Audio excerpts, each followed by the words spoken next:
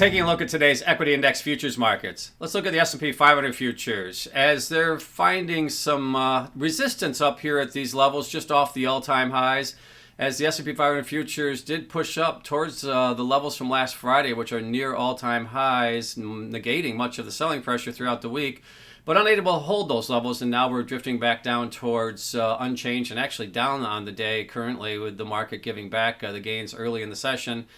And so again, it looks like for the last couple of months here, this level here around 61.5 continues to be a area of selling pressure for the market. Now, looking at the driving factors, a couple things. First of all, data this morning. We did have PCE data, the Fed's preferred measure of inflation, and that came in line with expectations. So I think that was viewed as a positive, that it wasn't worse than what the expectations were. And at these levels, it really is kind of within the Fed's wheelhouse, I should say, I guess, is a way to say it, as far as where the levels are that the Fed's looking at as far as moving forward. We're just above that 2% level with the data points this morning.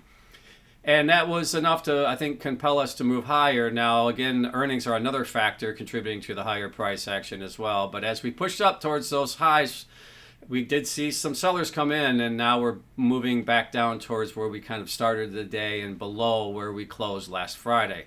Now, looking at the general trends overall, we're seeing, again, some staircasing price action, really in most of the major equity index futures markets, and a rotation as well. Now, today we're seeing the small caps under some heavy pressure, and industrials under a little bit of pressure. But the NASDAQ showing relative strength today, and that was not necessarily the case earlier in the week.